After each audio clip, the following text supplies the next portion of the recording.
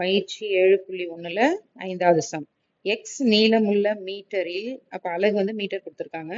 ஒரு மெல்லிய கோலின் நிறைன்றது மாஸ், அதனாலதான் எம்னு குறிப்பிடுறாங்க. கிலோகிராமில் m of x is equal to √3 into x. இதுதான் கேள்வி.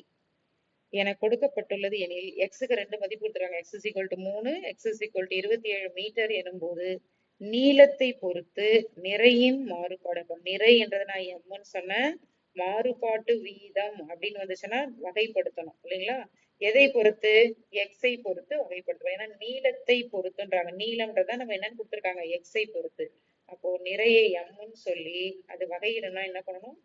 dm by dx கண்டுபிடிக்கணும். dm by dx நாலே ஒண்ணுதான், m dash of x நாலே ஒண்ணுதான். சரிங்களா? ஏற்கனவே நீங்க பார்த்திருப்பீங்க. y dash நாலே ஒண்ணுதான், dy by dx நாலே ஒண்ணுதான். சரி, இப்ப கணக்கு போடலாம். கொஸ்டின் எடுத்து எழுதுங்க. m of x is equal to √3x. இது கொஞ்சம் பிரிச்சு எழுதிக்கலாம். m of x is equal to √3 into √x. ஏன்னா √3 கான்ஸ்டன்ட், இது மாதிரி பிரிச்சு எழுதிக்கலாம். இப்ப நம்ம கண்டுபிடிக்க வேண்டியது என்னன்னு சொன்னவங்களுக்கு dm by dx தான் கண்டுபிடிக்கணும், அல்லது m dash of x. ரெண்டுமே ஒண்ணுதான். நம்ம எது ஈஸியா எழுதுறதுக்கு ஈஸியா இருக்கு அதை எழுதிக்கலாம். இப்படியும் எழுதலாம், இப்படியும் எழுதலாம். நான் எப்படி எழுதுறேன்?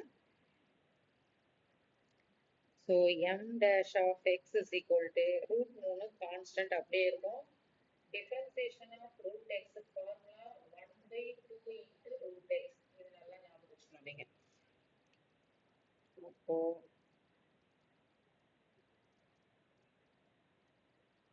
இங்க ஒரு நிமிஷம், இங்க வந்து √3 வரும். கான்ஸ்டன்ட் அப்படியே வச்சுக்கணும். √x வகைப்படுத்தினா என்ன வரும்? √x ஓட டிஃபரன்சியேஷன் 1/2 into √x. அப்போ 1/2 into √x. இதுதான் m dash of x. இப்போ கொஸ்டின்ல போய் பாருங்க, xக்கு வந்து 2 மதிப்பு கொடுத்திருக்காங்க. ஒன்னொன்னா கண்டுபிடிக்கலாம். x is equal to 3 எனில் இங்க போய் பிரதிடணும். x வர இடத்துல இங்கேயும் போடலாம். m dash of 3 is equal to √3 into 1/2 into x வர இடத்துல என்னன்னு பிரதிடணும்? இந்த x வர இடத்துல 3, அதான் இங்க 3 எழுதியிருக்கேன் இல்லையா, அதை பிரதிடணும். ஸோ இதை கேன்சல் பண்ணலாம். √3 கேன்சல் பண்ணலாம். பெருக்கல்ல இருந்து இது மேல இருந்து இது கீழே வகுத்தல் ஆகுது. ஸோ √3 கேன்சல் பண்ணியாச்சு. அப்போ நமக்கு ஆன்சர் என்ன வருது? Therefore m dash of 3 is equal to 1/2. போய் அலகை போய் பார்க்கணும். அலகு என்ன கொடுத்துருக்காங்க? கிலோகிராம் அண்ட் மீட்டர்னு கொடுத்துருக்காங்க. அப்ப நீங்க இங்க எழுதணும் கிலோகிராம் பெர் மீட்டர். ஸோ இது ஃபர்ஸ்ட் ஆன்சர். அடுத்தது எக்ஸுக்கு என்ன மதிப்பு கொடுத்துருக்காங்க? 27 கொடுத்துருக்காங்க. அப்போ எக்ஸ் வர இடத்துல எல்லாம் இங்க என்னன்னு பிரதிடணும்? 27, இங்கேயும் 27 பிரதியிட போறேன்.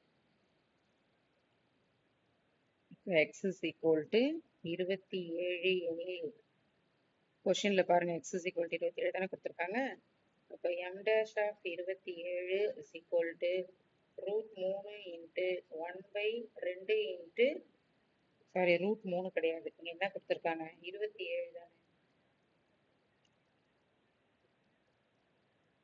√3 into 27 equal √3 into இது பெருக்கல், எதுவுமே போடலன்னா பெருக்கல் அர்த்தம். இன்டூ போடலாம், இப்படியே போடலாம். 1/2 into 27 வந்து 9 பெருக்கல் 3 பிரிக்கலாம். அப்போ √3 into 1/2 into 9க்கு ரூட் எடுத்தா என்ன வரும்? 9 ரூட் எடுத்தா 3, 3 வெளியில வந்துருமா? உள்ள ஒரு √3 இருக்கும். ஓகே, இப்போ √3 இந்த √3 கேன்சல் பண்ணலாம்.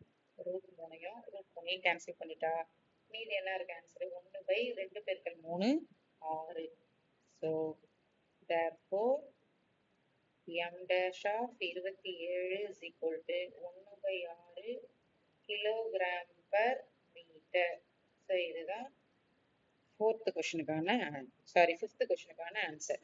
கொஸ்டினை நல்லா படிச்சுட்டு என்ன கொடுத்துருக்குறாங்களோ அதை எடுத்து எழுதுறீங்க. ரூட்டுகள் இருக்கிறது தனித்தனியா பிரிச்சு எழுதிக்கலாம். இப்போ m வந்து எக்ஸை பொறுத்து வகைப்படுத்தும் போது m dash of x வரும், கான்ஸ்டன்ட் அப்படியே இருக்கும். √x ஓட டிஃபரன்சியேஷன் 1/2 into √x. இப்போ எக்ஸுக்கு 2 மதிப்பு கொடுத்துருக்காங்க இல்லையா, அப்போ இந்த வகைப்படுத்தினதுக்கு அப்புறம் வந்து பாத்தீங்கன்னா அந்த எக்ஸ்ல போயிட்டு 3 பிரதிட்டீங்கன்னா இந்த ஆன்சர் கிடைக்கும்.